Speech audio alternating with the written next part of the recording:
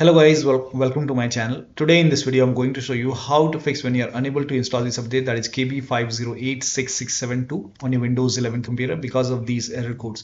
So if you are receiving one of these error codes, then please follow the steps shown in this video. Now the first step is to run this command. These commands are provided in the video description. Now type in PowerShell in Windows search box, make a right click on Windows PowerShell and make sure that you run PowerShell as an administrator only. Click on yes to allow. Now copy all these commands one by one and paste it over here, hit the enter key. This will stop Windows Update Services, then it will rename existing software distribution folder, and then it will start the Windows Update Service again and then make a new software distribution folder. Now copy the first command, paste it, hit the enter key. If you receive any kind of error message over here, just ignore it. Copy the second command, paste it, hit the enter key. Once done, copy the third command. This will start the Windows Update Services, and then you can copy the last command, paste it, hit the enter key. And once you go to Windows and software distribution, you will see the new folder is created today, today's date. Now you can try to update and then check.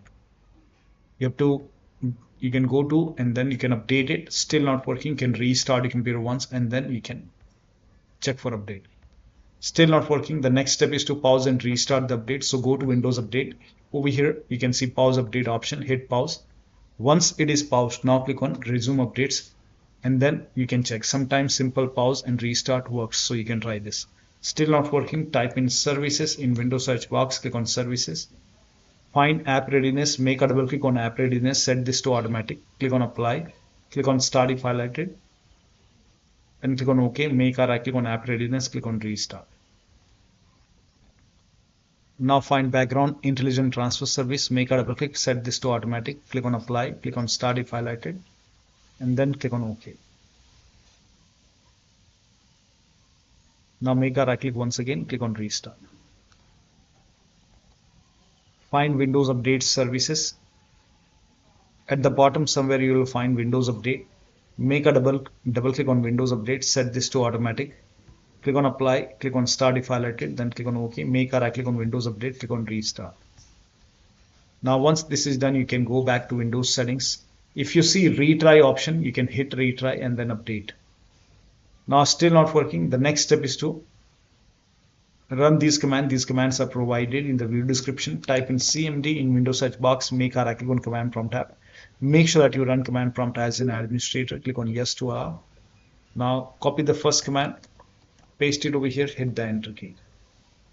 Now this process will take some time. It will run a scan. In my case, the scan is already done, so it's telling me to restart my computer. Once the scan is 100% complete, copy the second command, paste it on the same window, hit the enter key.